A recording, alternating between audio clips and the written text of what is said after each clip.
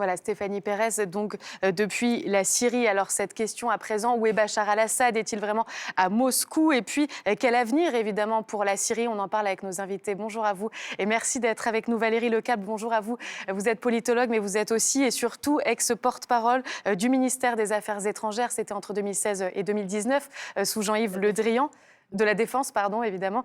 À vos côtés, Maxime Pérez, bonjour, ancien correspondant du Proche-Orient et spécialiste des questions de défense aussi également. Younes Belfala, bonjour à vous. Bonjour. Vous êtes spécialiste du Moyen-Orient, enseignant-chercheur à l'Université Paris 8 et directeur du think tank MedFocus. Et à vos côtés, notre spécialiste des questions internationales, Hugues Huette. Bonjour à vous, Hugues. Alors forcément, beaucoup de questions qui se posent. On a aussi Raphaël Pitti qui est en direct avec nous à distance. Bonjour à vous, médecin humanitaire UOSSM International. Vous êtes spécialiste en médecine de guerre. Vous allez pouvoir nous éclairer sur tout l'aspect humanitaire, bien sûr, après cette chute du régime de Bachar al-Assad. Mais d'abord, Maxime Pérez. On vient d'entendre Stéphanie Pérez également, d'ailleurs, qui est sur place, nous montrer ces scènes avec ces détenus qui s'échappent aussi de cette prison qui était vraiment le symbole de la brutalité du régime. Absolument. Cette prison, on a commencé à en entendre parler dès 2011, dès le début de cette révolte en Syrie. Rappelons que la guerre civile syrienne, qui a fait partie du printemps arabe, a démarré en 2011. Par ailleurs, elle a fini en une dizaine de jours, quelque part. Cet effondrement a été absolument surprenant. Cette prison, on en a parlé grâce notamment à des fuites de documents. Une source qu'on avait à l'époque appelée César et qui montrait à quel point les opposants syriens, le régime, emprisonnait des hommes de toute confession, de tout partis politiques, y compris de la mouvance islamiste, et ils pratiquaient la torture de manière systématique, brutale, et c'est une véritable chambre d'horreur que découvrent aujourd'hui ceux qui viennent au secours de ces détenus syriens.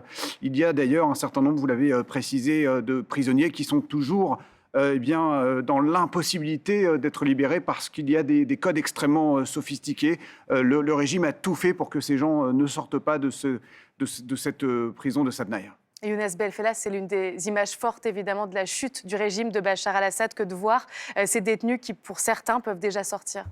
Oui, tout à fait. Bon, c'était vraiment des drames pour des familles syriennes pendant des années.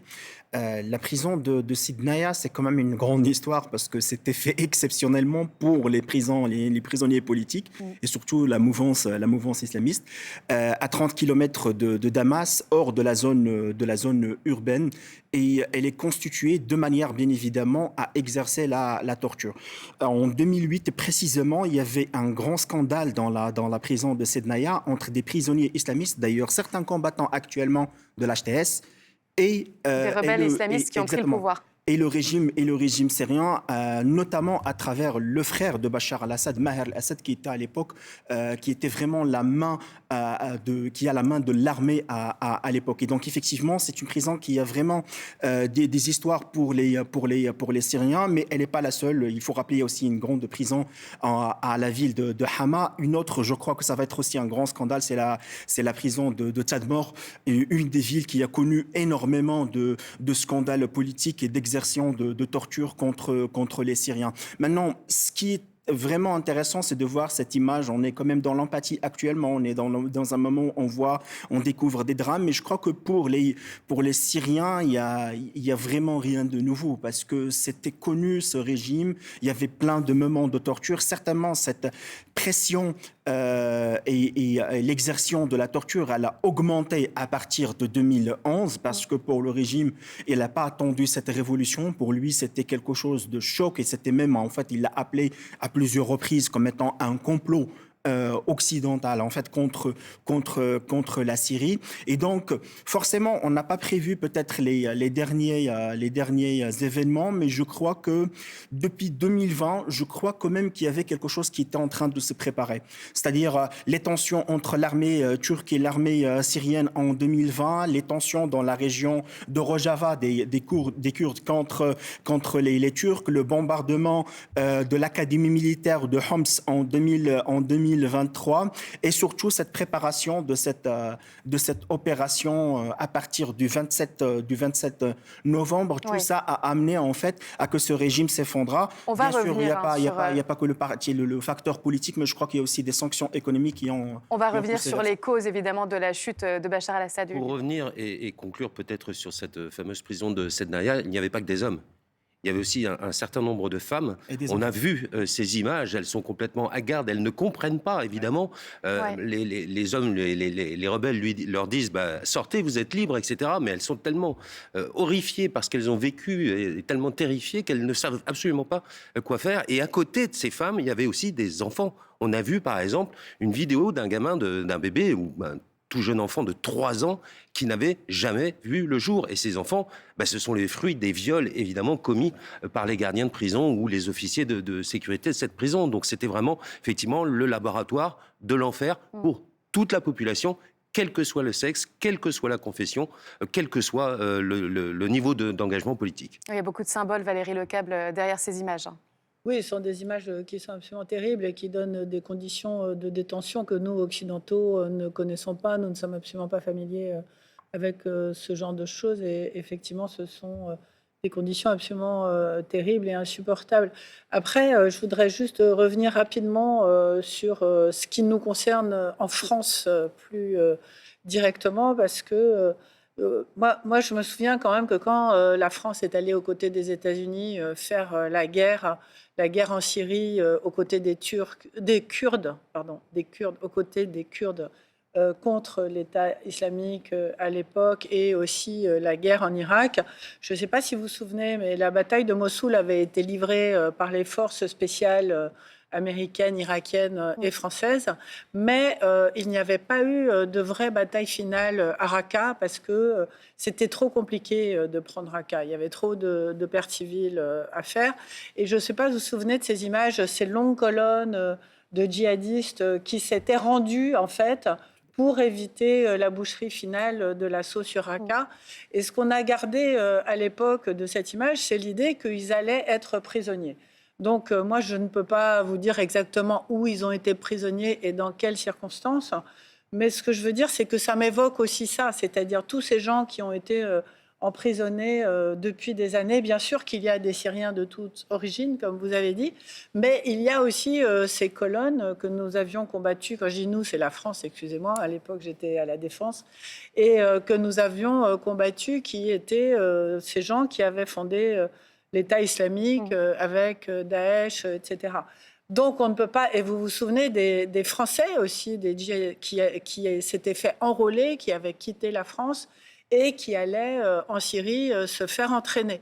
Donc la question aussi qui se pose, qui est complémentaire, qui est dans un deuxième degré, une fois l'émotion absolue passée, qui est de se dire qui sont ces gens, en fait. Qui parmi tous ces gens?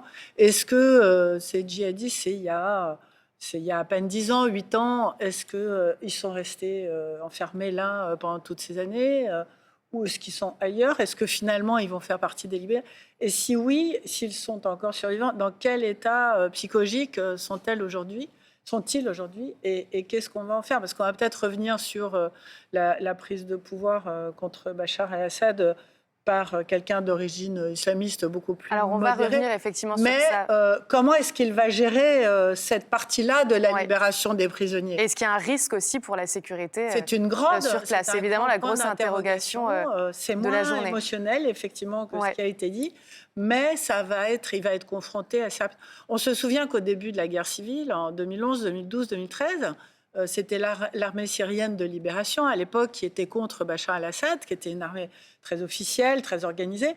Et Bachar el-Assad avait libéré les prisons pour que ces gens-là aillent rejoindre les rangs de l'armée syrienne de libération, et qui étaient, eux, des terroristes, et qui avaient fait basculer l'opinion internationale et permis à Bachar el-Assad de rester en place. Évidemment, on va continuer d'en parler dans un instant sur qui de la peste ou du choléra va venir en Syrie, puisque effectivement Bachar al-Assad est tombé, mais il reste ces islamistes radicaux. On va se pencher avec vous sur qui ils sont dans un instant. Mais d'abord, je voulais revenir sur la question aussi qui se pose, c'est où se trouve Bachar al-Assad, puisque c'est vrai que les agences russes l'ont dit à Moscou hier soir, confirmé ce matin, et puis finalement le Kremlin a refusé de confirmer sa présence donc à Bachar al-Assad en Russie. Qu'en est-il? Eh bien, nous avons posé la question à notre correspondante à Moscou, Anne Foncinet.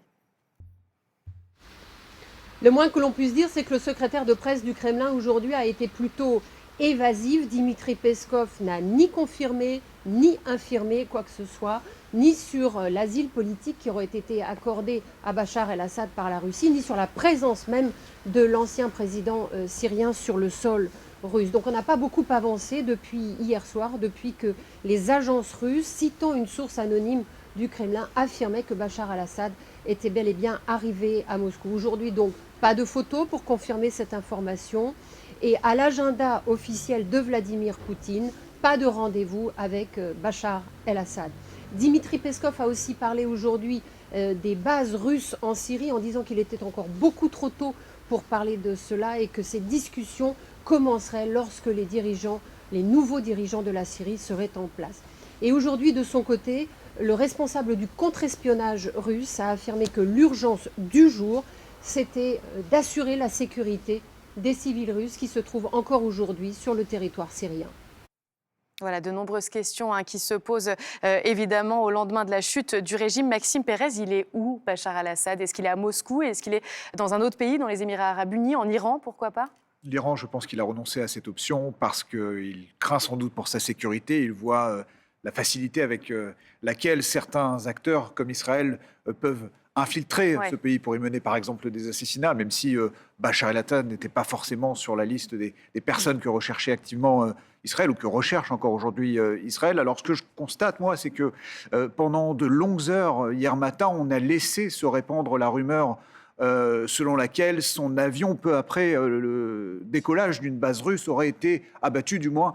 Il a disparu des écrans de contrôle et les Russes ont mis beaucoup de temps avant de sortir un communiqué officiel pour dire finalement qu'il avait été exfiltré et qu'il se trouvait vraisemblablement quelque part en Russie, bénéficiant d'un droit d'asile, les Russes invoquant même une certaine forme d'assistance humanitaire à la famille Assad, sans préciser d'ailleurs s'il s'agissait des enfants, de la femme, ou de la belle famille Assad, qui est un clan assez important, qui tient en partie quand même les clés du pouvoir, de l'économie syrienne, qui compte malgré tout dans la transition qui va s'opérer en Syrie dans les prochaines semaines. Donc il y a quelque chose d'assez opaque. Je pense que les Russes sont obligés d'honorer quand même cette alliance qu'il y a avec le régime d'Assad et qui ne date pas d'hier et qu'ils ne peuvent pas totalement jeté à la poubelle à cause de cette perte brutale du pouvoir. Mais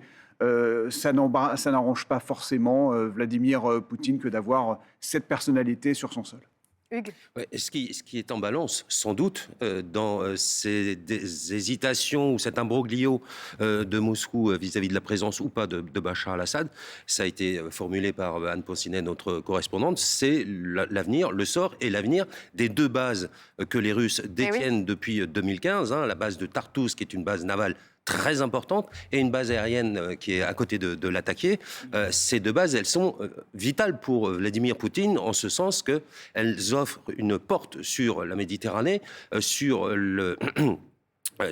l'Afrique aussi, puisqu'il y a un déploiement de troupes de Wagner, notamment vers l'Afrique. Donc les Russes ont besoin de ces installations. Et il n'est pas dit que les rebelles qui sont arrivés au pouvoir les laissent sur le sol. Alors, il se dit que, et même d'ailleurs c'est le Kremlin ce matin qui disait de toute façon on a engagé des discussions avec les rebelles pour maintenir nos positions, mais ce qu'on a vu aussi circuler donc sur les réseaux sociaux, certaines images de militaires russes qui partent dans une optique peut-être de partir définitivement, car rien n'est acquis, et je doute que les rebelles dans un second temps oublient le déluge de bombardements qui est tombé sur eux, notamment à Alep. Les Russes ont été surpris quand même par cette débandade syrienne, parce que vous avez notamment des éléments de l'armée russe qui appartiennent à la police militaire. Ce sont des Tchétchènes qui ont été déployés notamment dans le sud de la Syrie pour mener des patrouilles conjointes avec l'armée syrienne ces dernières années pour stabiliser le front. Il y a eu un certain nombre d'accords avec la rébellion locale, notamment dans la province de Dera. Eh bien, ces policiers tchétchènes appartenant à l'armée russe n'ont pas été informés du départ précipité, notamment d'un certain nombre d'éléments des forces aérospatiales russes dans la base de Khmeimim, et également du départ assez précipité d'à peu près une demi-douzaine de bâtiments de guerre russes depuis le port de Tartous officiellement pour des manœuvres en Méditerranée, mais si bien qu'ils ont dû se rendre aux soldats israéliens qui ont, on l'a peut-être pas beaucoup évoqué ces dernières heures, ont pris le contrôle d'une partie du Golan syrien, de la zone démilitarisée qui était jusque-là sous contrôle de l'UNDOF, donc l'équivalent de la FINUL au sud du Liban, une force d'interposition qui était en place depuis plus de 50 ans. Donc on voit bien que les Russes sont quand même un petit peu aussi dépassés par les événements. Effectivement, les cartes se redistribuent. Malgré tout, les Russes sont dépassés. Mais Younes Belfalla, est-ce que c'est pas parce que les Russes ont été occupés par la guerre en Ukraine et que les Iraniens ont été occupés par la guerre entre Israël et Gaza, notamment qu'on en arrive aussi là avec cette chute de Bachar al-Assad en Syrie ? Bon, certainement, sur le plan stratégique, la priorité pour la Russie, c'est l'Ukraine. Ça, c'est sûr et certain. Mais il y avait quand même des problèmes politiques entre la Russie et Bachar al-Assad dernièrement. C'est-à-dire sur le plan que c'est un monsieur qui ne tient pas beaucoup ses engagements. Il y avait beaucoup d'engagements signés par la Russie, soit sur le plan militaire, parce qu'il faut savoir, en Syrie, il y avait la grande concurrence entre la Russie et l'Iran.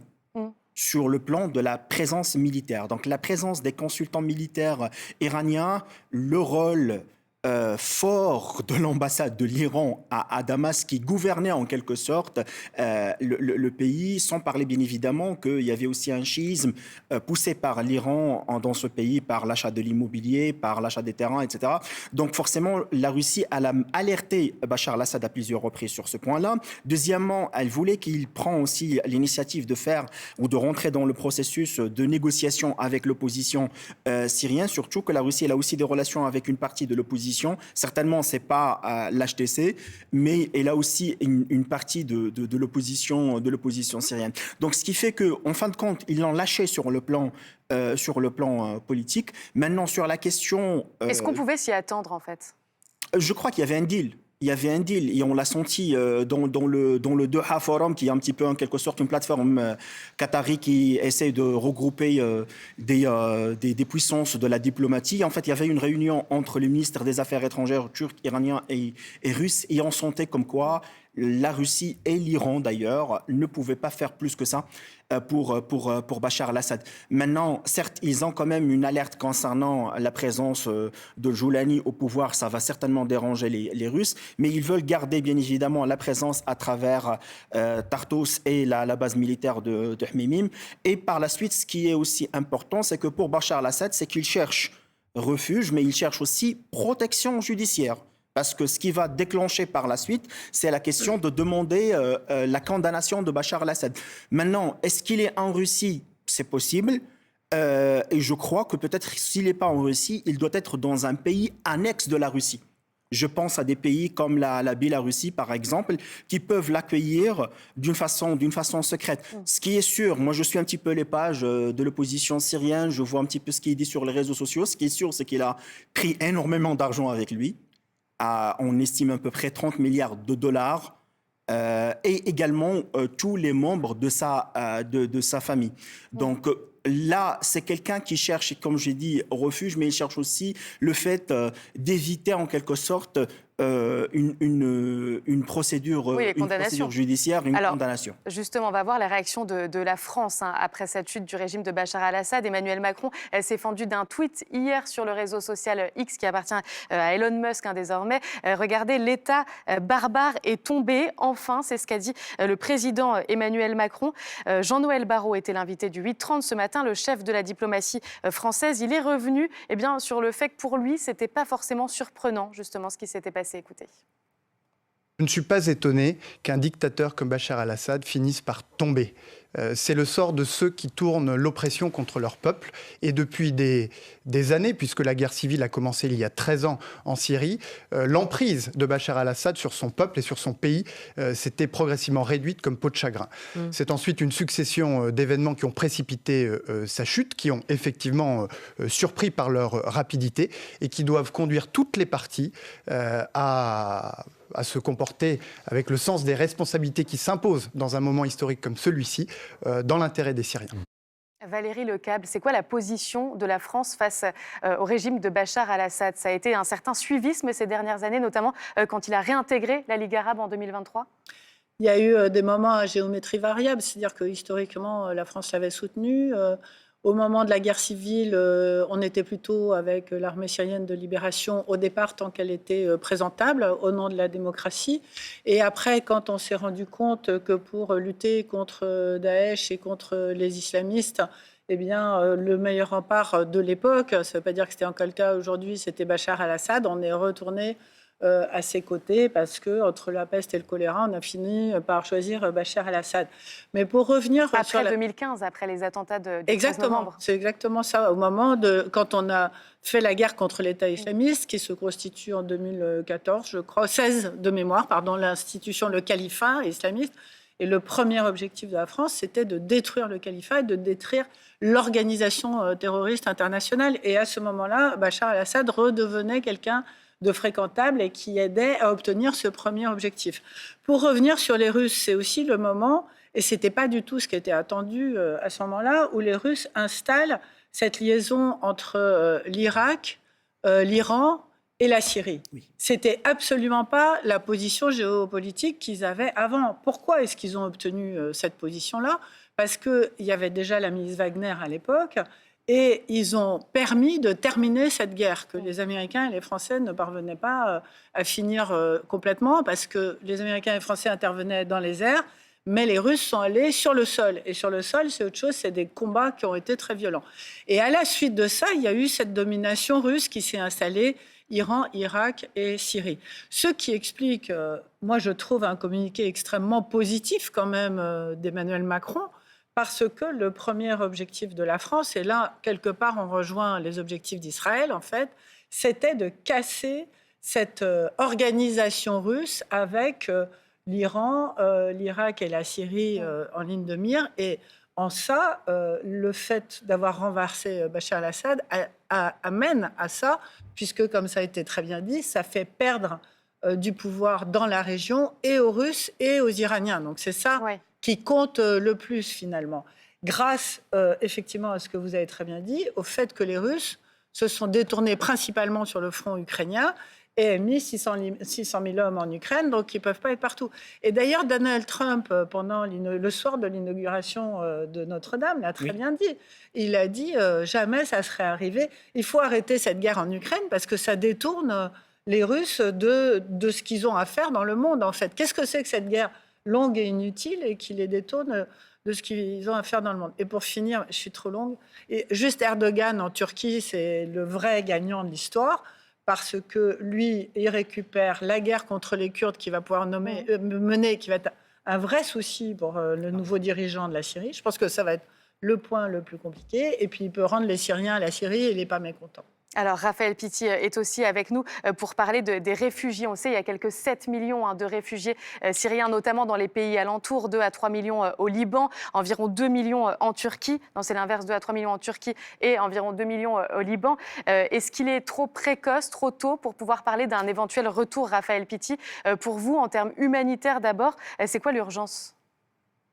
Alors, certainement pas trop tôt, parce que ça va être vraiment la possibilité pour eux qui vivent dans une situation de très grande précarité, dans la misère même aujourd'hui au Liban où ils sont déplacés, ils subissent les bombardements et surtout bien évidemment en Turquie où ils sont discriminés avec la menace constante qu'a fait jouer Erdogan toutes ces dernières années en disant qu'1 million d'entre eux devront rentrer de force en Syrie. Il est clair que maintenant la porte leur est ouverte et qu'ils vont vouloir venir se réfugier. Et ça, c'est un vrai problème sur le plan humanitaire. Je suis rentré, j'étais en Syrie en 2023 lors du tremblement de terre. J'étais en Syrie il y a a encore 3 semaines dans le nord-est. La situation économique est désastreuse en Syrie. Ils n'auront pas la possibilité de soutenir l'arrivée de 2 ou 3 millions de réfugiés des pays voisins. Et donc, il y a, si on ne veut pas aboutir à une véritable situation humanitaire difficile, il y a lieu de soutenir la Syrie dans cette période en réouvrant les 4 couloirs humanitaires que les Russes ont fait fermer progressivement. Et c'est vraiment un enjeu très très important que de rassurer ce nouveau gouvernement de coalition qu'elle pourrait compter sur l'aide de l'ONU pour assurer la prise en charge de cette population. Sinon, ça va créer un vrai problème humanitaire et social en Syrie. Oui, parce que vous l'avez dit, ils vont revenir dans un pays appauvri, un pays dévasté. La communauté internationale va devoir soutenir de manière humanitaire, mais aussi de manière économique, puisqu'on sait que le pays est sous sanctions, toujours, et isolé. Absolument, absolument. Absolument, l'inflation est terrible, elle est pratiquement de $1 pour 10 000 livres syriennes. Dans tous les magasins, quand vous essayez d'acheter quelque chose, soit ils pèsent les billets, soit éventuellement ils ont une machine à compter les billets et on ne trouve pratiquement rien dans les magasins. Il y a lieu effectivement d'aider sur le plan économique si on veut que cette coalition puisse en tout cas répondre à nos attentes, c'est-à-dire de démocratie, de transition, de mise en place d'une nouvelle constitution. Si on peut espérer, il faut l'accompagner dans un véritable plan Marshall qui lui permettrait justement de ne pas se retrouver soumise à des pressions d'extrémistes. Alors justement, vous restez avec nous, Raphaël Pitti, Maxime Pérez. Qui sont-ils, ces rebelles HTS, donc Hayat Tahrir al-Sham, c'est l'ancienne branche syrienne d'Al-Qaïda concrètement. Est-ce qu'ils sont en pleine entreprise de respectabilité? On les voyait en uniforme, maintenant ils sont en civil. Mais est-ce qu'ils peuvent être qualifiés de terroristes, d'organisations terroristes? Officiellement, oui, Oui. d'après un certain nombre de pays, y compris les États-Unis, considèrent Mohamed al-Jolani comme un djihadiste dangereux. C'est leur chef. Ouais. Il a fait sa mue, tout le monde le constate, mais c'est quand même quelqu'un qui s'est imposé dans la province d'Idlib avec cette organisation HTS en imposant la terreur, avec notamment une guerre fratricide qui a opposé son organisation à d'autres factions rebelles armées syriennes dans cette même région d'Idlib. Et c'est une fois qu'il s'est installé dans cette province qu'il a commencé à préparer l'étape d'après, la chute du régime d'Assad, la conquête de la Syrie, la conquête du pouvoir également en Syrie. Et puis il faut peut-être souligner ces dernières heures une information importante, c'est qu'il a décidé de nommer comme Premier ministre en charge de la transition pour justement gérer très rapidement les affaires courantes en Syrie, l'un de ses plus fidèles lieutenants, Mohamed al-Bashir, l'une des principales figures, alors moins médiatique que Mohamed al-Jolani, de ce groupe HTS, mais qui est l'homme qui avait été notamment en charge de la gestion de cette province d'Idlib, mais également de la coordination des combats qui justement avaient opposé cette organisation djihadiste à d'autres groupes de la rébellion syrienne. Donc ça n'est pas forcément un bon signal parce que cette nomination d'un Premier ministre issu des rangs d'HTS, elle ne s'est pas faite en concertation avec les autres groupes ou les autres représentations politiques, notamment dans l'opposition syrienne. Hugues, oui. Cela dit, et on pourra peut-être poser aussi la question au docteur Raphaël Pitti, il faut observer aussi ce qui a été entrepris, ce qui a été fait dans cette poche, dans cette région d'Idlib, où vivent 3 millions d'habitants, 3 millions d'habitants dont une grande partie de réfugiés. Ça s'est pas non plus si mal passé que ça, d'une certaine manière. C'est ce qu'on a pu observer, que effectivement les rites religieux pouvaient continuer, à condition effectivement que les croix s'effacent. Ça, voilà, il y a quand même quelques petites limites à cela.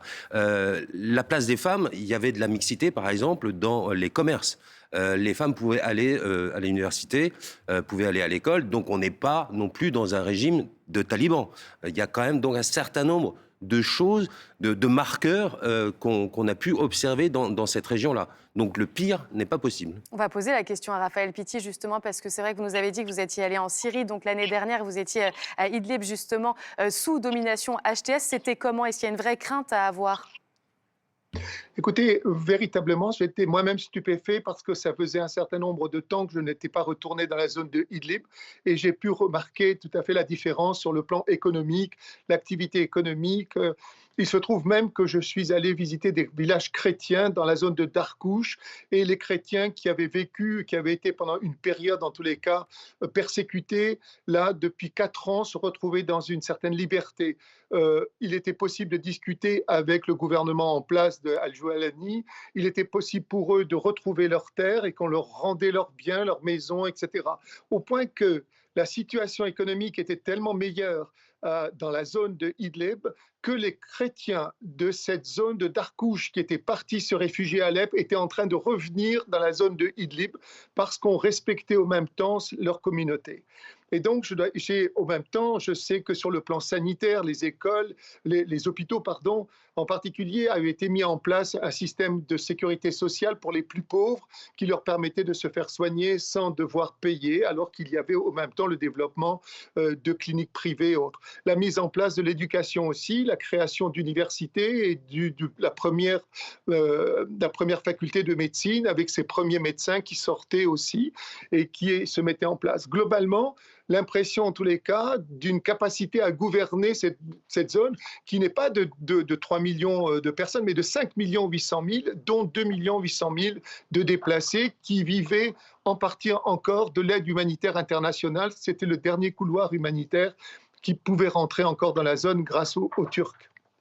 Younes Belfalla, est-ce qu'il y a des craintes à avoir justement par une prise de pouvoir de ces rebelles HTS? Je rappelle que l'ONU les a reconnus coupables de crimes de guerre pour le coup. Très clairement, parce que normalement, je crois qu'on a l'expérience avec l'islam politique dans cette région.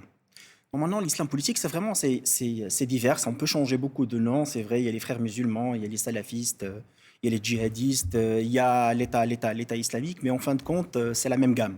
Donc il faut pas.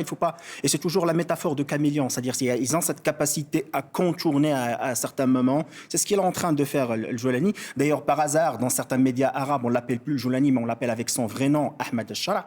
Ça rentre dans la question du marketing politique. Il faut rappeler quand même le profil de ce monsieur. C'est un Syrien qui va quitter la Syrie dans le début de la guerre en Irak. Et à l'époque, le régime de Bachar al-Assad, c'était le régime, et ça, il faut le savoir, c'est un régime qui fabrique des terroristes. C'est un régime qui a facilité le passage des terroristes de son pays vers l'Irak pour combattre, bien évidemment, les Américains. Il va faire son passage en Irak. Il sera détenu par les forces américaines. D'ailleurs, il va passer pour les forces américaines comme étant un Irakien et pas un Syrien. Et par la suite, à partir de 2011, là où il y avait le moment de la révolution, voire même aussi du chaos en Syrie, il rentre en Syrie. Et il rentre, bien évidemment, avec la mouvance au départ d'Al-Qaïda. Par la suite, il va changer pour devenir avec l'État islamique. Et là, il a fait son rencontre, bien évidemment, avec al-Baghdadi. Et il change. Non, il ne s'est jamais entendu avec Baghdadi. Il est parti au moment de la constitution de l'État islamique et il a créé une branche dissidente qui s'appelle El-Nosra. El-Nosra, ça c'était pour Al-Qaïda. De Al-Qaïda, parce que justement, il était en désaccord avec la philosophie de l'État islamique, qui était d'entraîner les gens pour aller ailleurs. Tout à fait. Tout le monde, on sait qu'il y avait aussi une guerre entre l'État islamique et Al-Qaïda, qui était une guerre quasiment dans toutes les... Voilà. Et quand ils se sont agrégés à Daesh, il est parti. Il est parti, effectivement. Et c'est là où il va créer, en fait, la Nosra, elle va se transformer à devenir... Mais qui est quand même une branche d'Al-Qaïda, il faut le dire. Ça c'est sûr et certain. Maintenant, sur la question de la gouvernance de Idlib, il faut savoir que d'abord parce que c'était très important vis-à-vis de d'autres régions, parce qu'on est quand même en guerre, donc il y avait un travail de vitrine, bien évidemment, pour donner beaucoup de facilitation. Mais après, je dirais la théologie islamiste, elle est toujours là. De plus, quand on parle de guerre, on parle aussi également d'une approche de survie. C'est-à-dire, par rapport à d'autres régions de Syrie, il avait des fournitures, il avait la capacité d'avoir de l'alimentation, etc. Et ça, c'était grâce à la Turquie d'Erdogan. Parce qu'il avait ses liaisons avec la Turquie d'Erdogan pour tout faciliter.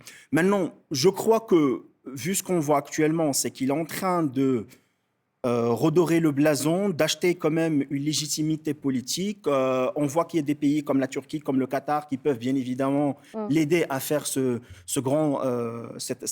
transformation pour d'abord sortir de la liste noire, bien évidemment, et surtout par la suite pour que la Syrie sorte de la liste des sanctions économiques. Parce qu'il faut rappeler qu'à partir de 2020, c'est ça où il y avait le grand changement, il y avait la loi américaine César qui a en quelque sorte stoppé des négociations entre le régime syrien et le reste du monde.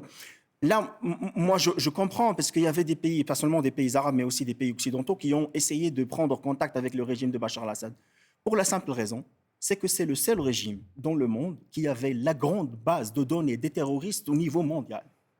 Donc forcément, les services de renseignement, ils font leur travail. Pardon, je voudrais juste réentendre Raphaël Pitti, justement, à l'aune de ce qu'on vient de se dire en plateau. Est-ce que pour vous, il y a une crainte, malgré tout, puisque vous nous avez dit que quand ils ont gouverné Idlib, eh bien, ça s'était plutôt bien passé, mais est-ce que c'est possible que, eh bien, que ce ne soit qu'une vitrine, finalement, et que quand ils seront au pouvoir, s'ils sont au pouvoir, puisque c'est ce qui se passe maintenant, ce soit différent, ça se passe différemment? Est-ce que c'est une crainte que vous comprenez? Ah, ça, on peut le comprendre. Cependant, ils ont un besoin, c'est de s'ouvrir absolument sur le plan international. Ils ont besoin de recevoir une aide internationale, ils ont besoin en même temps du soutien international, et il me semble difficile éventuellement qu'ils puissent aller vers une situation de radicalisation ou extrémiste. Ils y perdraient beaucoup, bien évidemment. Et donc, ils n'ont pas du tout intérêt à le faire. C'est bien pour ça que je disais, il faut absolument les aider à mettre en place un plan, en mettant un plan Marshall, sous condition, bien évidemment, et sous l'égide de l'ONU, en revenant justement à Genève 2, c'est-à-dire un gouvernement de transition. Ensuite, la mise en place d'une nouvelle constitution et troisièmement, des élections libres et démocratiques ensuite. Si on applique Genève 2 tel que ça avait été négocié en 2014 avec l'ONU, eh bien, il me semble que cela se fasse sous l'égide de l'ONU, en mettant en place aujourd'hui en même temps une loi d'amnistie, parce que ça, c'est si on veut que la guerre s'arrête, il faut absolument qu'il y ait une loi d'amnistie et qu'on détermine le niveau jusqu'où irait cette loi d'amnistie, de manière à ce qu'il y ait un arrêt et qu'il n'y ait pas éventuellement de vengeance interpersonnelle, etc., et que la guerre, et qu'on arrive plutôt à une période de paix. Je pense que si on donne toutes ces facilités, on est en mesure au même temps de faire pression d'une certaine manière pour qu'il n'y ait pas de radicalisation de ce régime. Merci. Et ce qu'on peut craindre, c'est ce qui a été évoqué tout à fait au début, c'est la problématique des Kurdes et des forces kurdes de l'YPG et de l'YPJ. Ça, c'est un vrai problème car ces forces-là occupent la ville de Raqqa et la ville de Dar ez-Zor et ces deux villes sont deux villes arabes. Alors, que vont faire les forces kurdes? Est-ce qu'elles se retirent ou est-ce qu'elles envisagent de garder sous leur tutelle ces zones? Ça, c'est un vrai problème. Et que vont faire les Turcs par rapport à ces forces qui sont issues du PKK? Ça, c'est un enjeu dans les prochaines semaines. Et pour nous, Français, il y a une urgence. Alors, ce n'est pas de penser aux djihadistes qui sont prisonniers des Kurdes, mais c'est surtout de penser aux femmes et aux enfants français qui sont encore retenus et qui étaient les femmes et les enfants nés de Daesh. Et il est vraiment très, très important, car ils sont français, qu'ils puissent rapidement rentrer en France. Merci beaucoup, Raphaël Pitti. C'est vrai qu'il serait encore une centaine détenus, donc ces femmes et ces enfants là-bas. Alors, évidemment, les rebelles Al-Jolani et les rebelles sont à Damas, à moins de 100 km de Beyrouth et à la frontière avec Israël, d'où l'inquiétude aussi de l'État hébreu, on l'a dit, qui renforce sa présence militaire sur le plateau du Golan. C'est ce que nous dit notre correspondant Arnaud Miguel depuis Jérusalem. Israël se réjouit évidemment de la chute de Bachar al-Assad, qui était l'un de ses meilleurs ennemis. L'État hébreu lie d'ailleurs la chute du régime de Damas au coup porté au Hezbollah au Liban. Mais prudence, sur le plan militaire, l'aviation israélienne poursuit des frappes à Damas, la capitale. Frappes intenses selon les militaires sur des cibles stratégiques, des bâtiments, des usines, des dépôts d'armes comme à Daraa dans le sud de la Syrie. Cette nuit, une dizaine de cibles, dont des avions MiG-29 de l'armée syrienne, pour qu'ils ne tombent pas entre de mauvaises mains. Enfin, l'armée israélienne a aussi pris le contrôle du mont Hermon dans la partie syrienne du plateau du Golan et déployé chars et soldats dans cette zone tampon du sud-ouest syrien. Ceci pour éviter toute incursion de la Syrie et de groupes islamistes et autres djihadistes qui s'installent au pouvoir aux portes d'Israël. Il y a une vraie inquiétude du côté israélien, Maxime Pérez? Oui. Les Israéliens ont pris les devants assez vite pour d'abord faire en sorte que ces rebelles ne s'approchent pas trop près de leurs frontières sur le plateau du Golan. Et ils ont fait quelque chose quand même d'assez important ces dernières 48 heures.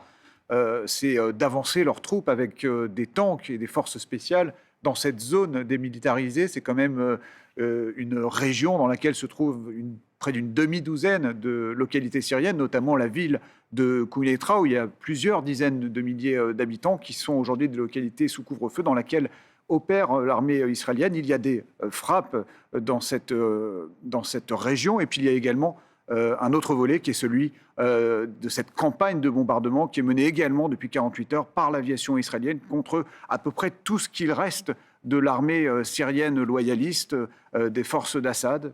On l'a vu sur les images, des hélicoptères Gazelle, d'ailleurs de fabrication française, des MiG, des Sukhoi, des dépôts d'armes, un certain nombre de matériaux pouvant servir à la fabrication d'armes chimiques. Il faut rappeler quand même que le régime syrien développait encore ces dernières années des composants pouvant permettre la fabrication d'armes chimiques. Donc les Israéliens veulent faire en sorte, évidemment, que ces armes ne tombent pas entre de mauvaises mains et qu'elles puissent être utilisées par la suite contre leur territoire. Et les alliés, pardon. Oui, apparemment, donc, il y a eu une destruction d'un certain nombre de ces armes chimiques par l'aviation israélienne. Notamment dans la région d'Alep. Intervenue, voilà, c'est ça, dans la région d'Alep.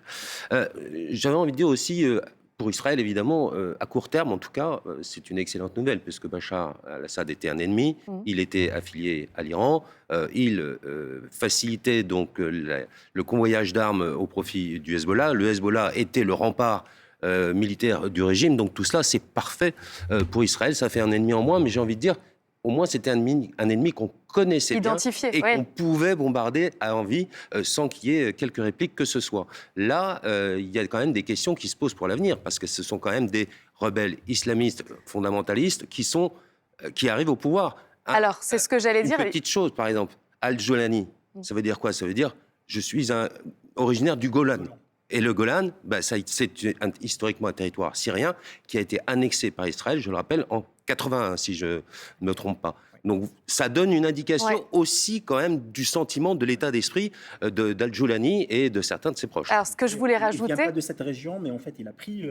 C'est sa famille, c'est son grand-père. C'est toujours ce qu'il a dit. Ouais. Oui, alors, si je peux me permettre, il y a aussi des bombardements américains sur des positions, des dizaines de positions en Syrie, justement parce que Joe Biden craint qu'il y ait une menace islamiste avec l'arrivée de ces rebelles. Allez-y, Valérie. Tout à fait. Non, mais c'est pour montrer l'importance de la Syrie dans le jeu géopolitique du Moyen-Orient. C'est un État absolument au cœur de tout et c'est un État absolument fondamental. Et c'est vrai que Bachar al-Assad était un tortionnaire, il était épouvantable, il faisait des exactions terribles, il y avait des armes chimiques partout. Enfin, c'était vraiment tout ce qu'on déteste, mais on le connaissait. Voilà. Et là, aujourd'hui, on est dans une situation... On a envie de croire votre intervenant, Raphaël Titi, quand il dit ça va être un autre État. On a l'impression de vivre un espèce de printemps arabe numéro 2. Mais les États-Unis, eux, craignent une résurgence de Daesh. Est-ce que c'est possible, Younes Belfalla? Pardon, je n'ai pas entendu. La résurgence de Daesh, ce que craignent les États-Unis, est-ce que ça, c'est possible? Alors justement, ce qui est très intéressant, c'est... Sincèrement, si vous prenez après le printemps arabe, l'Égypte, il y a eu les islamistes, Sisi est revenu. La Libye, c'est un bazar noir. C'est peut-être la situation qui ressemble le plus à ce que pourrait vivre la Syrie aujourd'hui, c'est-à-dire des groupes multiples, fracturés, avec pas de vrai chef, parce qu'il y a cette histoire de Kurdes dont on n'a pas assez parlé les uns, parce que les Kurdes, ça va être un vrai gros sujet pour eux. Il y a la Tunisie, il y a machin, etc. Donc on a très envie de croire qu'effectivement, on va avoir un printemps arabe 2, c'est-à-dire plus mature, plus évolué, plus international, plus ouvert au monde. C'est ce qu'on ne va pas avoir les talibans en Afghanistan, pour la faire courte. Mais c'est un sujet qui est absolument fondamental, parce que de la Syrie dépend énormément de choses. C'est-à-dire cette alliance, depuis le 7 octobre, c'était le dernier maillon.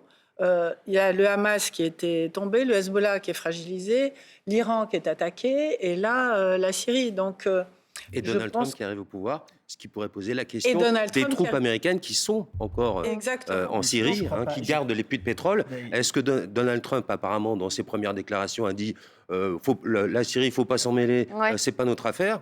Si les troupes américaines s'en vont, ce n'est pas forcément non plus un très bon message. Je crois qu'il va garder les mêmes troupes, mais en fait, ce qu'il veut faire, c'est qu'il ne veut pas rajouter d'autres troupes. C'est ça, c'est sûr. C'est ça, c'est son envie politique. Mais il faut rappeler quand même que la Syrie, c'est très important aussi pour des raisons du pétrole et du gaz. Ouais. C'est un pays qui a des gisements de pétrole et du gaz. C'est important pour la question de la Méditerranée orientale. C'est important aussi pour la Turquie. La Turquie avec qui on négocie en Europe la question des réfugiés. La Turquie prend de l'argent des Européens d'ailleurs pour bloquer les réfugiés. Donc ça aussi, c'est quelque chose qui est très important. Après, je peux confirmer que l'année 2024, c'est l'année pire pour le régime islamiste de l'Iran. Parce qu'ils ont perdu beaucoup proxy dans la région. Ce qui fait que, exactement, ce qui fait qu'un des piliers de régime politique iranien, il est déjà combattu, c'est les proxys. Maintenant, il faut penser au deuxième pilier qui est la question du nucléaire et de la négociation avec les Iraniens. Je suis tout à fait d'accord avec vous sur le postulat du printemps arabe. Je l'ai dit même une fois, il y avait le 7 octobre en 2023. Et je crois qu'on peut avoir même un effet domino dans la région. Vu ce qui s'était passé cette semaine, je crois qu'il y a aussi beaucoup de pays dans la région qui sont fragiles, qui sont instables. Et ça peut bien évidemment amener à ce qu'on a vu en 2011, voire avec une nouvelle, cette façon, on va dire, je dirais, une nouvelle tenue plutôt armée que civile. Et en un mot, l'autre question qu'on peut se poser par rapport à l'Iran, c'est avec la perspective de l'arrivée de Donald Trump, est-ce qu'ils vont essayer d'aller au bout de leur nucléaire tout de suite? Est-ce qu'ils vont laisser tomber? Est-ce qu'ils vont accepter cette situation de fragilisation très importante dans laquelle ils sont? Ou est-ce qu'ils vont tenter d'accélérer leur programme pour finaliser les choses avant l'arrivée du nouveau président américain? Et ça peut préparer le terrain pour Trump pour la question des accords d'Abraham, surtout un accord entre l'Arabie saoudite et Israël. Je crois que ça sera le plus proche possible. Et c'est ce qui est bien évidemment très important pour Trump pour avoir une vraie réalisation politique dans cette Et c'est pour ça que lui, il n'est pas du tout content que les Russes soient partis finalement. Ça, c'est sûr. Ça ne l'arrange pas. Maxime Pérez, quel avenir pour les Syriens? Sur du court terme déjà. Alors, je pense qu'il y a deux priorités là. La première, c'est d'éviter, parce qu'on a des antécédents, on peut regarder l'histoire derrière nous et se dire qu'il ne faut surtout pas reproduire un scénario d'abord à l'irakienne. Pourquoi à l'Irak? Parce qu'en 2003, les Américains, quand ils ont chassé Saddam Hussein, ils ont détruit, et on leur a reproché ça beaucoup, tout l'appareil d'État irakien. Il n'y avait plus d'institutions, il n'y avait plus rien pour gouverner, pour tenir des institutions, et c'est ce qui a précipité l'Irak dans le chaos, c'est ce qui a aussi favorisé l'émergence d'une organisation comme l'État islamique qui est né en Irak. Le deuxième scénario, et d'ailleurs Al-Jolani sur ce point-là, il est extrêmement attentif. Il dit lui-même qu'il veut préserver les institutions syriennes. Il demande à ses hommes de respecter le Parlement, les symboles du pouvoir syrien, même s'ils ont appartenu au régime. Et puis le deuxième scénario, c'est la Libye. Le deuxième scénario, c'est évidemment la Libye, éviter donc une guerre fratricide. Alors ça, pour le coup, Al-Jolani n'a rien promis, n'en parle pas. Mais effectivement, tout le monde scrute ces agissements à venir. Cette nomination, notamment d'un de ses plus fidèles lieutenants au poste de Premier ministre, est-ce que c'est un bon signal ou un mauvais signal? On va voir comment l'opposition, le reste de l'opposition syrienne va réagir dans les prochaines semaines. À l'avenir nous le dira. Merci à vous, merci Maxime Pérez, Valérie Lecable, Younes Belfalla et Hugues Huet d'avoir été avec nous pour en parler.